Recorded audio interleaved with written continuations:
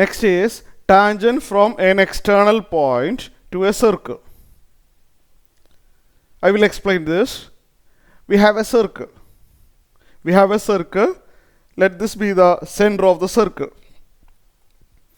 We have a point external to the circle. Let P be the point external to the circle.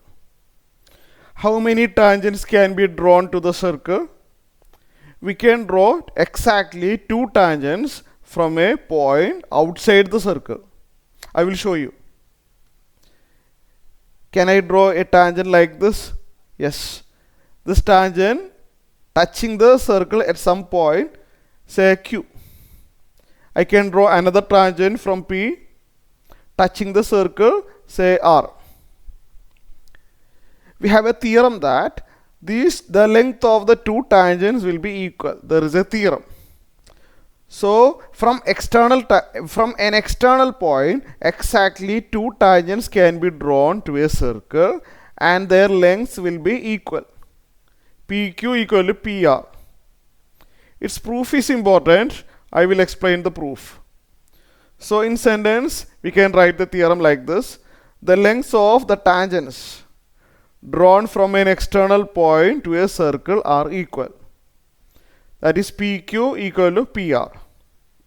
Let us look at the proof. Let me draw the picture again. Okay, so the picture is drawn like this. I have drawn the radius to the point of contact. Look here, Q and R are the point of contacts. From the center, I have drawn the radius towards Q and R. That is drawn here. Clear? Radius are drawn towards the point of contact. We know that these 2 angles are 90 degree. We have already studied that. We have to prove that PQ equal to PR.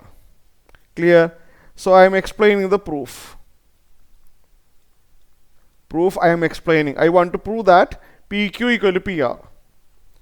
To prove that PQ equal to PR, first of all we will prove that these 2 triangles are congruent or same, identical.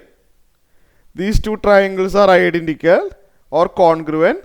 Then if there are 2 identical triangles, the corresponding sides will be equal. That is the way. So we have 2 triangles, OPQ and OPR. We have 2 triangles. What are the 2 triangles? Triangle OPQ and triangle OPR. I want to prove that these 2 triangles are congruent. You can see that both triangles are right angle triangle. That is angle Q equal to angle R. Clear? Angle Q is the angle of the first triangle and angle R is the angle of the second triangle. Angle Q equal to angle R. It is a theorem. Clear? It's theorem. I don't want to write it in sentence. In exam, you have to write this statement. That is the radius joining the center and point of contact will be perpendicular to the tangent. Okay, that theorem is used. Angle Q equal to angle R, which is equal to 90 degree. Okay, which is equal to 90 degree.